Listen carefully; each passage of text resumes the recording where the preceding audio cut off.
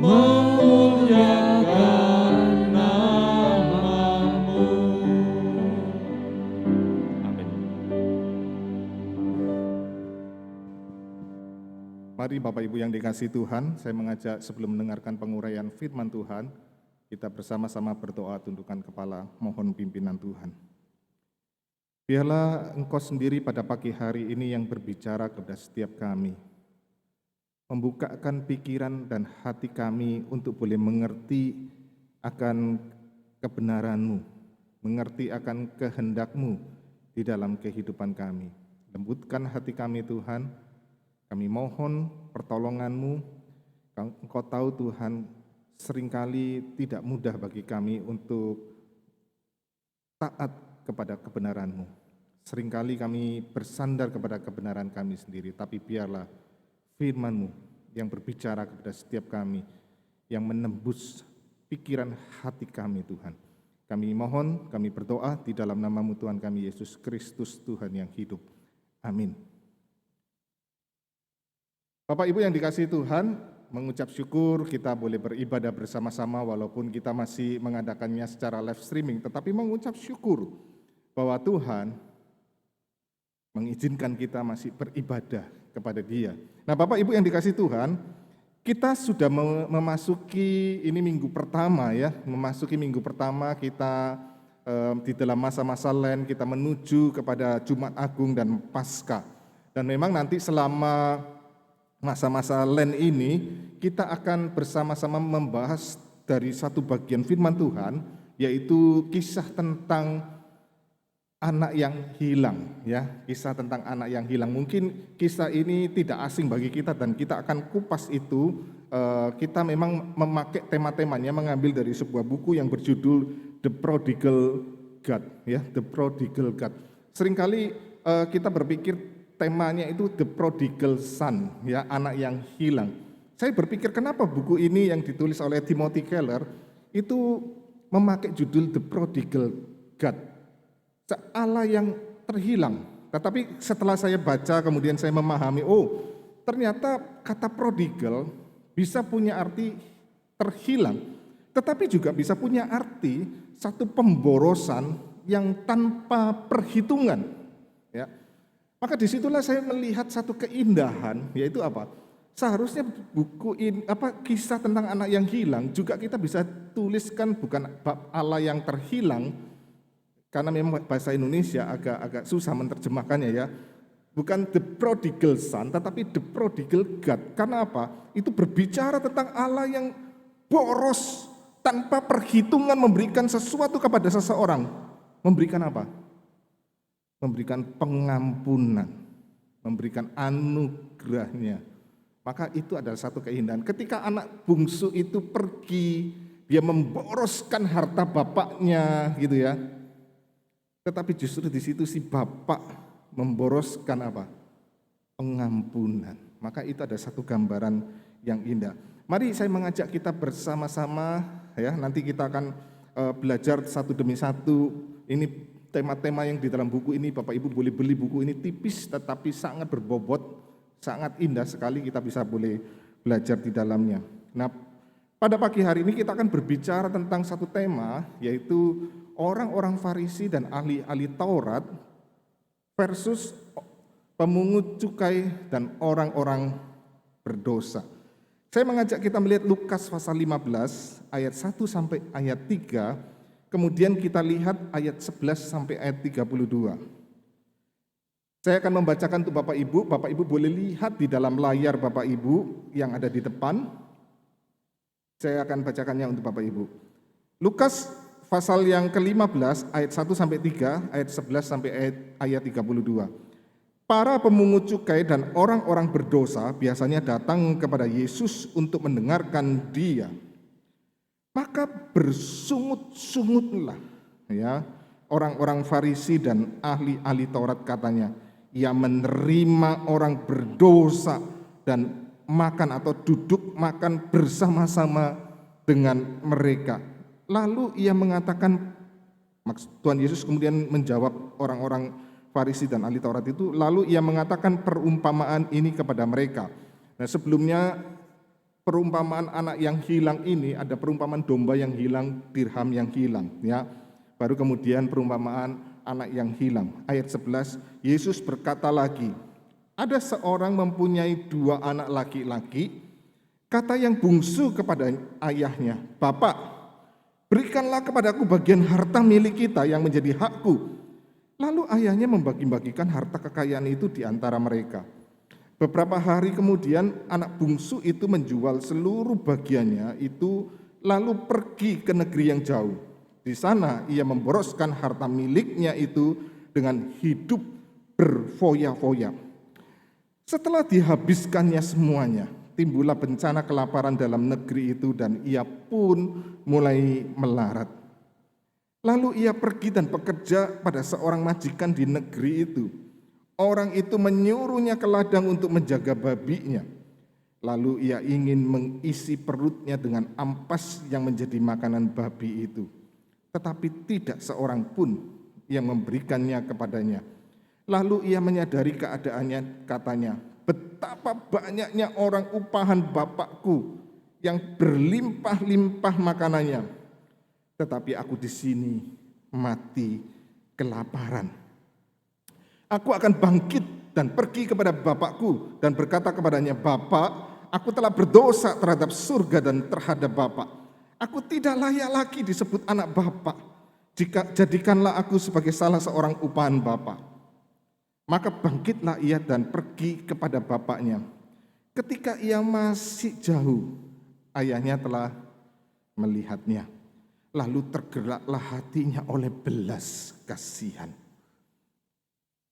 Ayahnya itu berlari mendapatkan dia, lalu merangkul dan mencium dia. Kata anak itu kepadanya, Bapak, aku telah berdosa terhadap surga dan terhadap Bapak. Aku tidak layak lagi disebutkan anak Bapak. Tetapi ayahnya itu berkata kepada hamba-hambanya, lekaslah, bawa kemari jubah yang terbaik, pakaikanlah itu kepadanya, dan kenakanlah cincin pada jarinya, dan sepatu pada kakinya.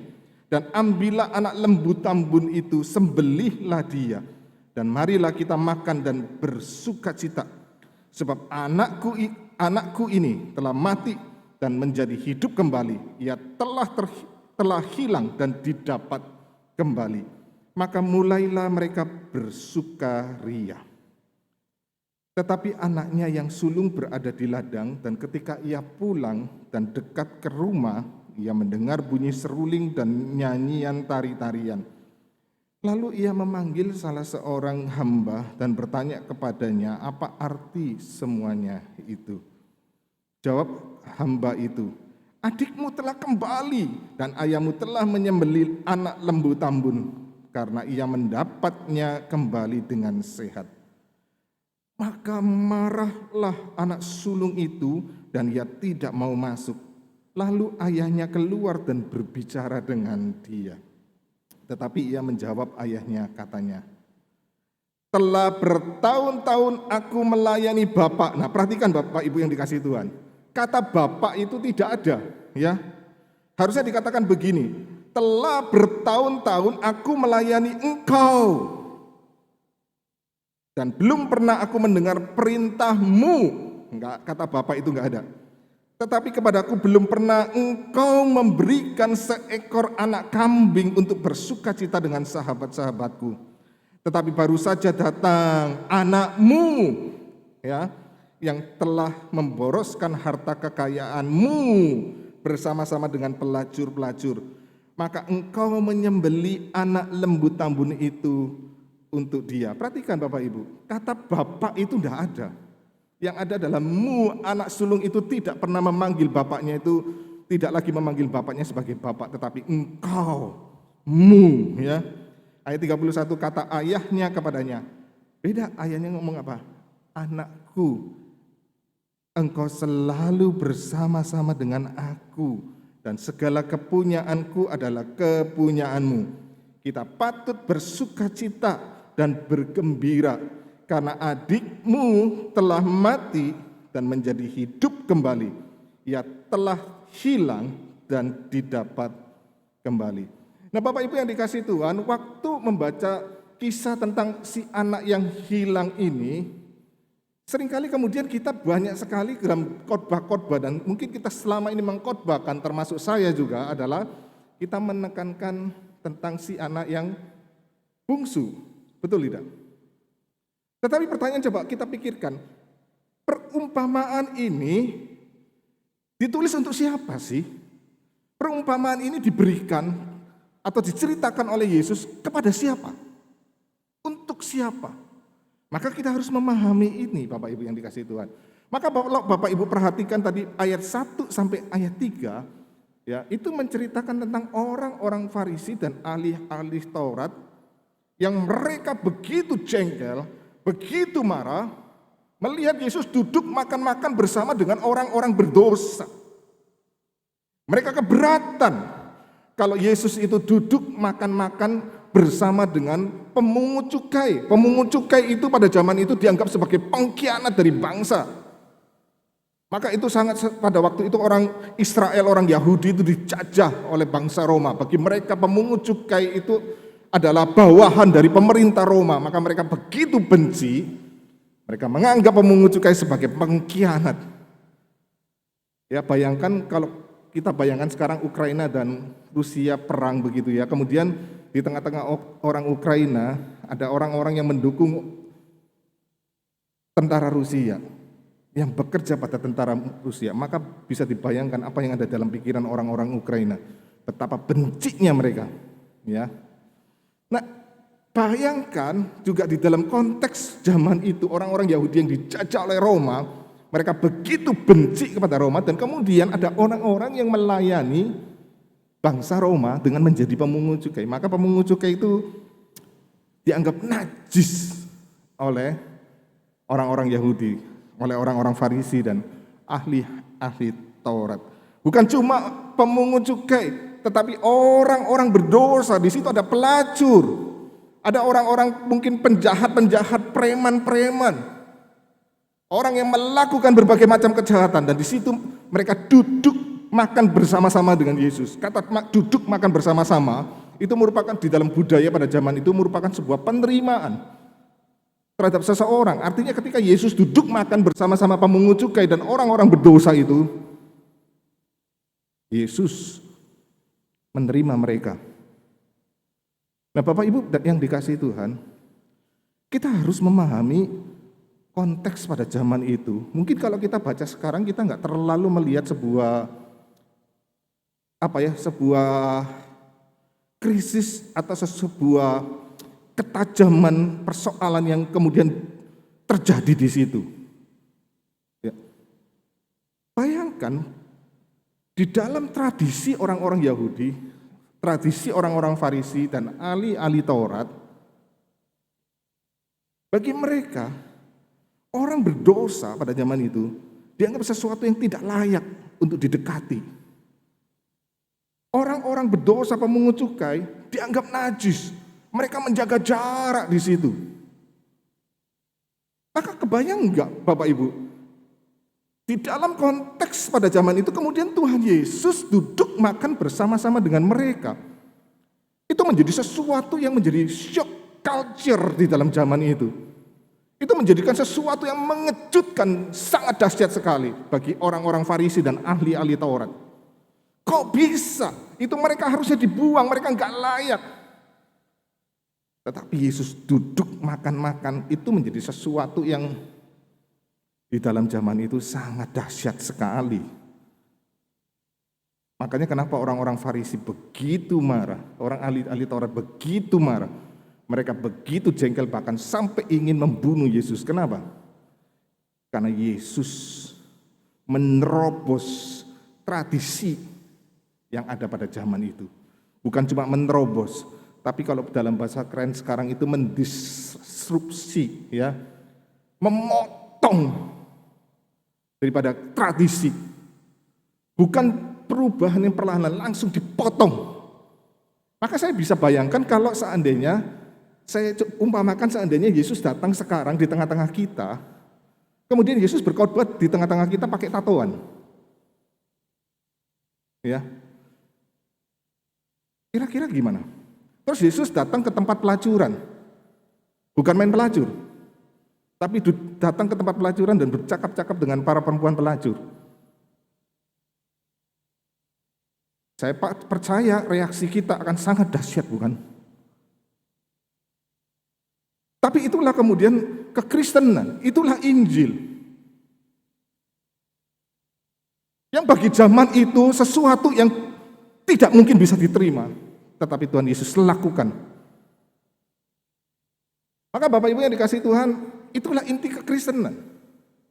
Di kekristenan, seperti Yesus, menerobos daripada tradisi, menerobos daripada zaman, untuk menjangkau orang-orang berdosa, memenangkan orang-orang berdosa. Bukan Yesus ikut berdosa, tapi dia mau menjangkau. Maka Bapak Ibu, kekristenan selalu berubah. Kekristenan selalu mendisrupsi daripada tradisi. Ketika kekristenan mula-mula muncul bagi orang Romawi, Bapak Ibu, kekristenan itu dianggap ateis, orang yang nggak percaya Tuhan, karena tidak punya kuil. Karena zaman itu orang yang menyembah Allah itu harus punya kuil. Nah, kekristenan tidak punya gedung, tidak punya kuil. Nah, sekarang kembali gereja mula-mula tidak punya gedung, tapi sekarang kita sibuk dengan gedung, ya. Kita bukan berarti nggak boleh pakai gedung. Itu alat dipakai oleh Tuhan. Tetapi kemudian kita harus memikirkan, Bapak Ibu yang dikasihi Tuhan. Pada zaman itu kemudian orang-orang Romawi menganggap orang Kristen itu orang ateis, gara-gara nggak punya gedung. Kekristenan menerobos ketika gereja mula-mula berdiri. Bukan cuma orang Yahudi yang percaya Tuhan, tapi juga orang-orang Yunani dan orang Romawi, non-Yahudi percaya kepada Tuhan. Terjadi disrupsi. Bayangkan pada zaman itu gereja mula-mula orang-orang Yahudi yang terbiasa bahwa mereka harus disunat dan itu menjadi sesuatu yang sangat penting di dalam kehidupan mereka. Kemudian datang orang-orang Kristen, orang-orang percaya yang bukan Yahudi. Yang kemudian orang Yahudi karena tidak siap mereka berkata, kamu harus disunat. Tetapi Paulus berkata apa? Enggak harus disunat. Maka Bapak Ibu yang dikasihi Tuhan, akhirnya kumpul. Terjadilah persidangan konsili pertama di dunia, yaitu Kisah Para Rasul pasal 15. Dan akhirnya para rasul menyadari, tidak harus disunat. Kebayang enggak?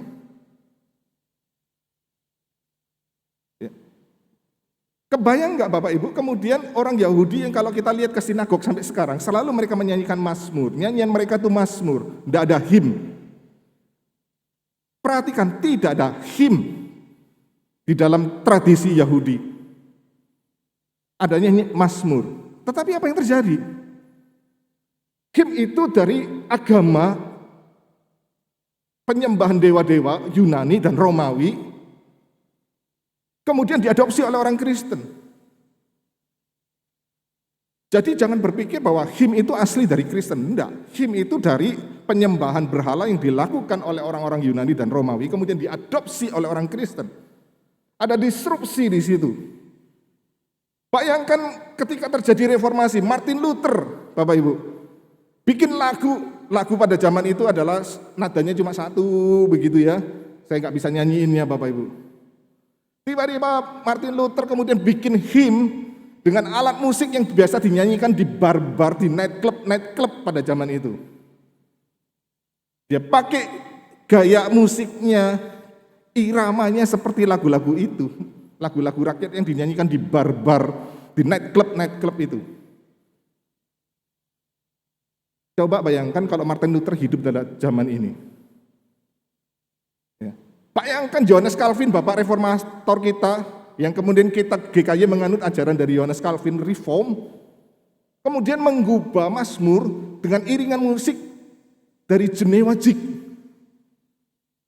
Ya, Genewa Jig itu kalau zaman sekarang itu boleh disamakan dengan, saya ketemu dengan seorang yang dosen saat yang ngajar musik, itu boleh disamakan dengan musik dangdut sekarang ini. Bayangkan kalau musik dangdut kemudian masuk gereja, heboh enggak?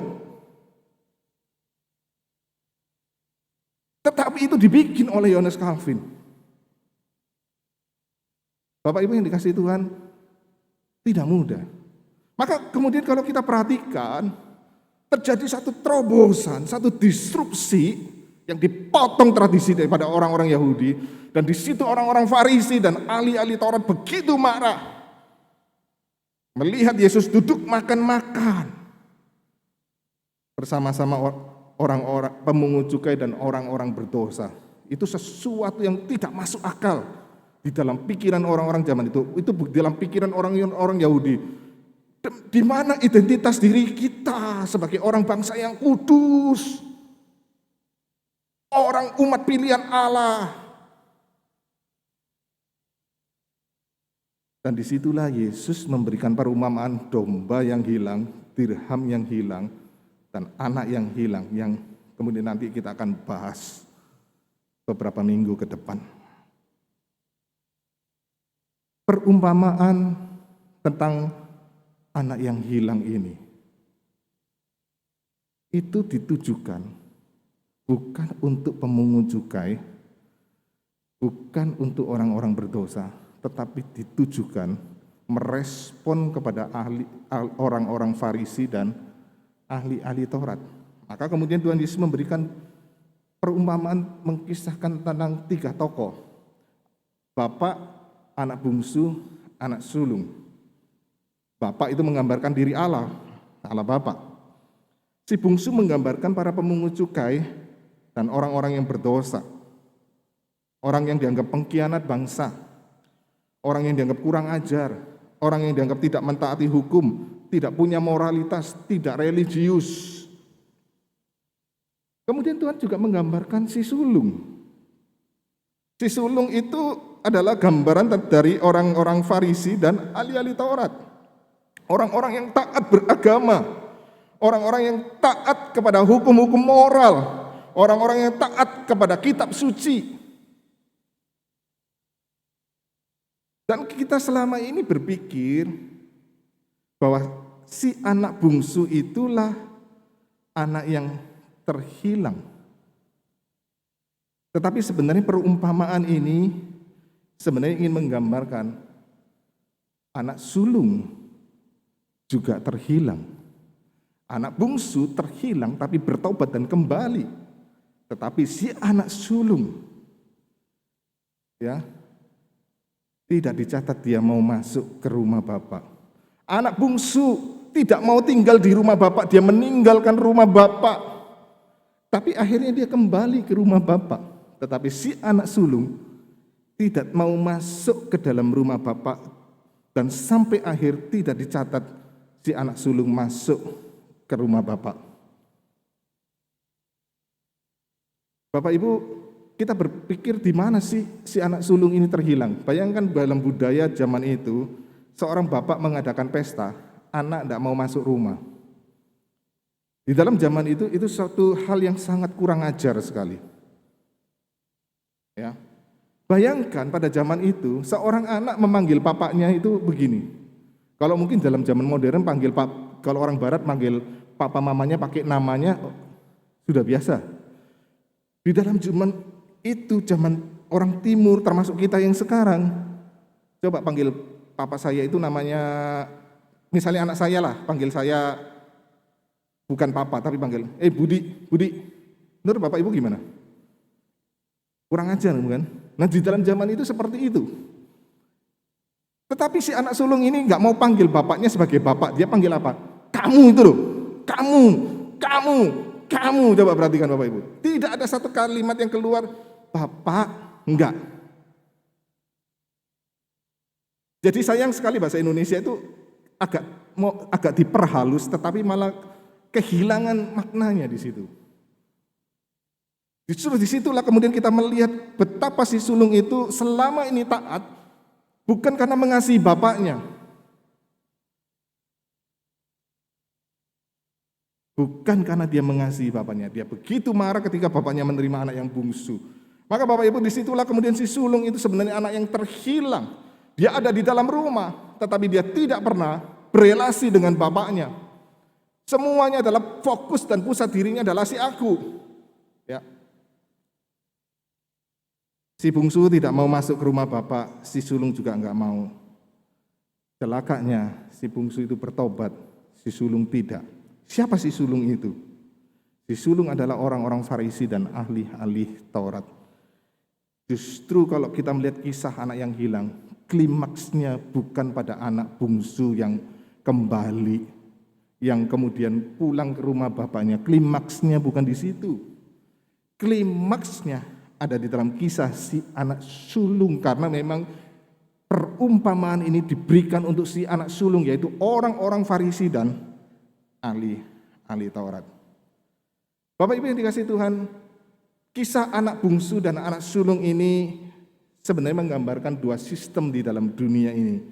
Sistem pengelompokan yaitu apa? Yaitu golongan pertama, golongan legalis. Ya. Legalis itu kaku, saklek pada aturan, yaitu si sulung ini. Ketaatan kepada aturan agama, hukum, tradisi, dan sebagainya. Kelompok yang lain adalah kelompok antinomian. Antinomian, anti itu melawan, nomian itu hukum. Yang melawan hukum, yaitu si bungsu. Melawan aturan agama, hukum, tradisi, dan sebagainya. Dan itulah gambaran daripada pemungut cukai dan orang-orang berdosa, Bapak Ibu. Selalu kita akan menemukan dua tensi, dua tegangan itu. Mau kaku legalis atau mau bebas sebebas-bebasnya. Dan biasanya jawaban kita adalah apa? Di tengah-tengah. Jangan terlalu kaku, jangan terlalu bebas.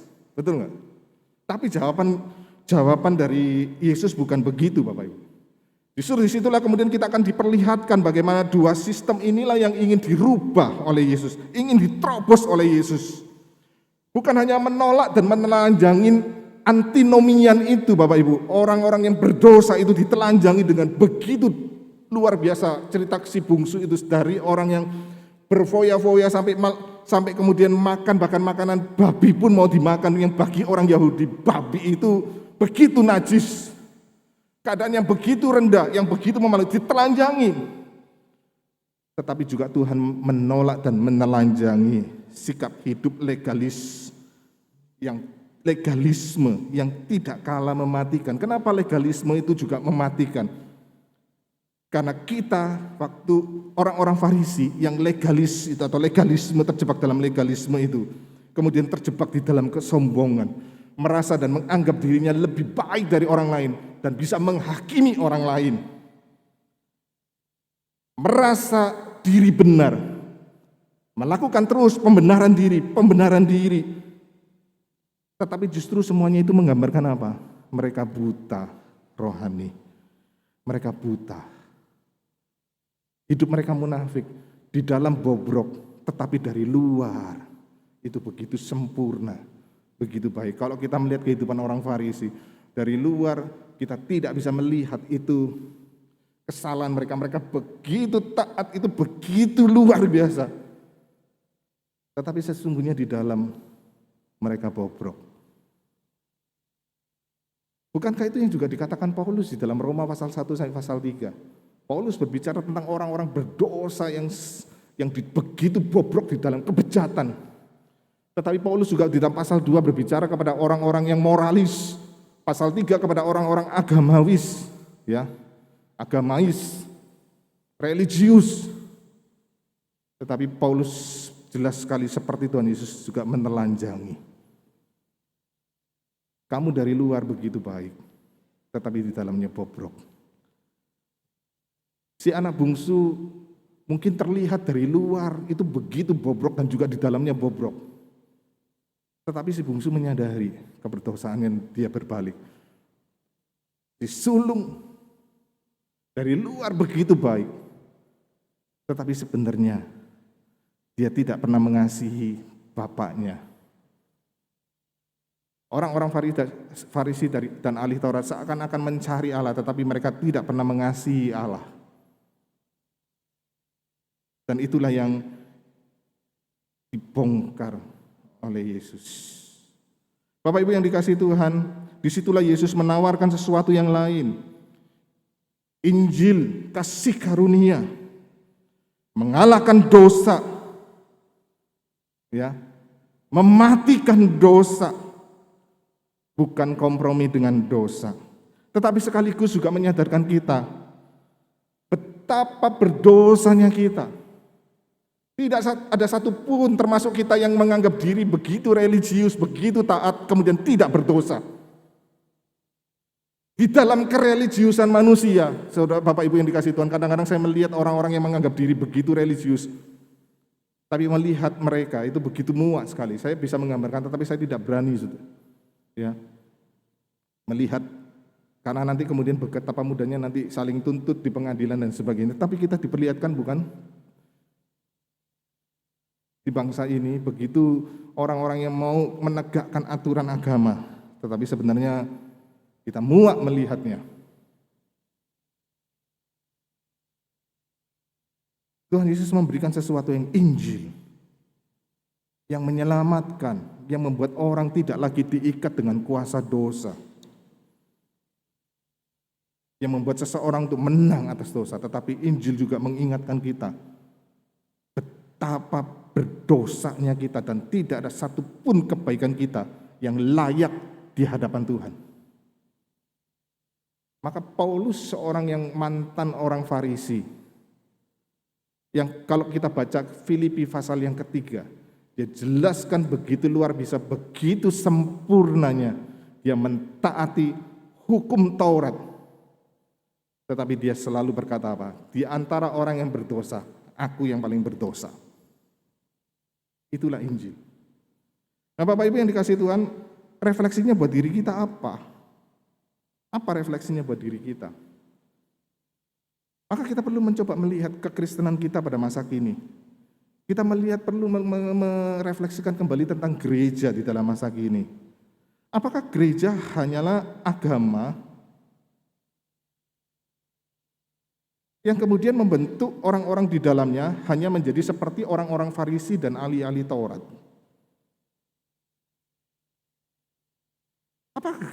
Apakah kekristenan adalah agama? Jawabannya bukan. Kekristenan tidak pernah menjadi sebuah agama. Agama adalah manusia mencari Allah. Kekristenan melampaui agama, Allah yang mencari manusia. Dan celakanya kemudian kita terjebak dengan religiusitas kita harus mengakui kemudian apa? Yang kita bentuk adalah apa? Orang-orang datang ke gereja hanya dibentuk menjadi apa? Orang-orang Farisi dan ahli-ahli Taurat yang begitu tekun dengan tradisi-tradisi.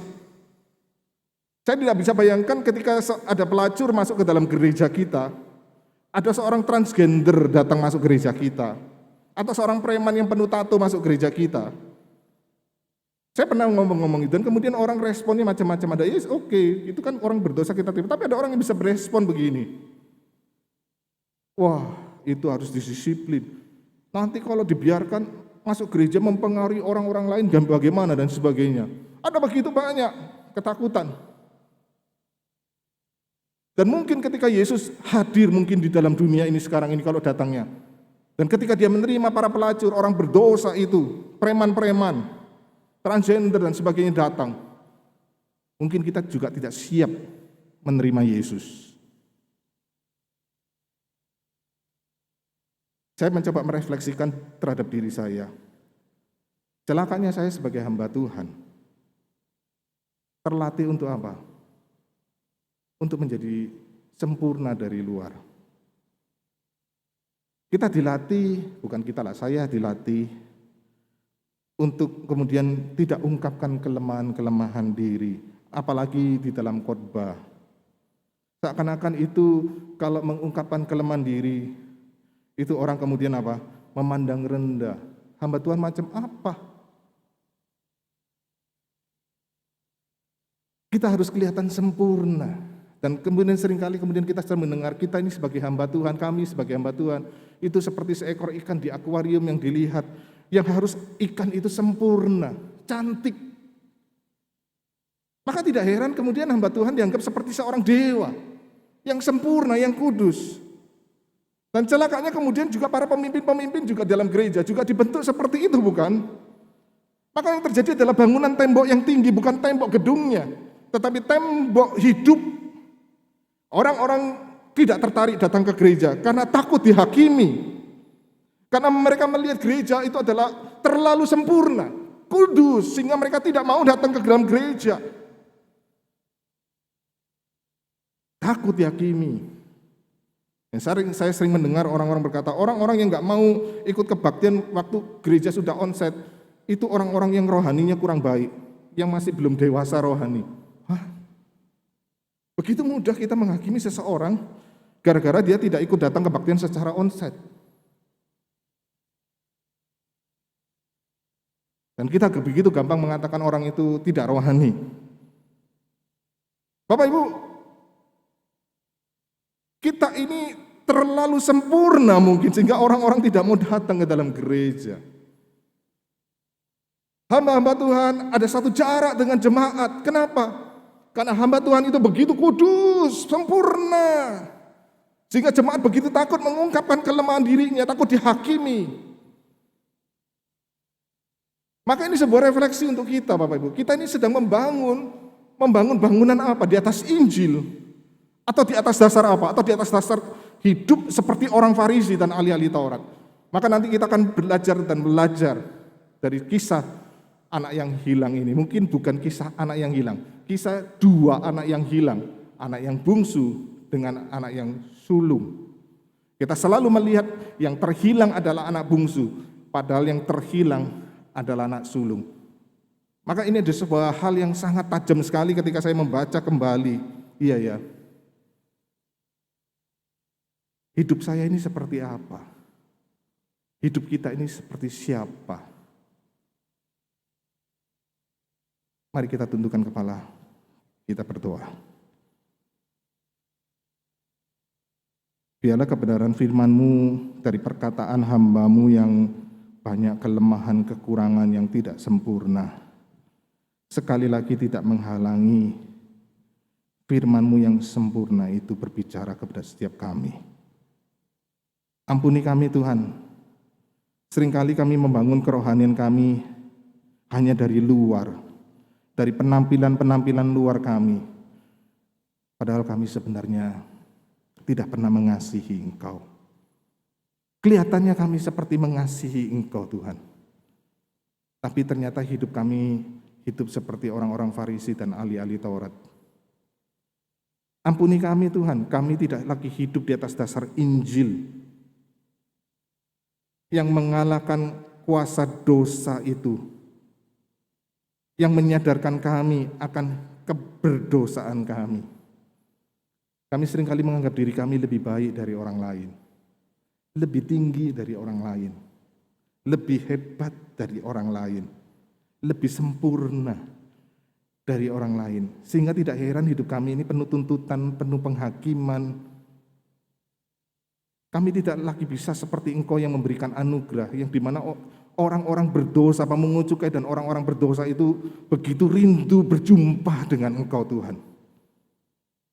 Tapi justru kami menjadi penghalang-penghalang untuk orang datang kepada Engkau Tuhan. Ampuni kami Tuhan, ampuni kami. Sadarkan kami. Kami mohon pimpinan-Mu Tuhan. Di dalam nama-Mu Tuhan kami Yesus Kristus, Tuhan yang hidup. Amin. Ada beberapa hal yang perlu kita perhatikan Bapak Ibu yang dikasihi Tuhan. Yang pertama adalah minggu depan ibadah kita masih kita adakan secara online, secara live streaming.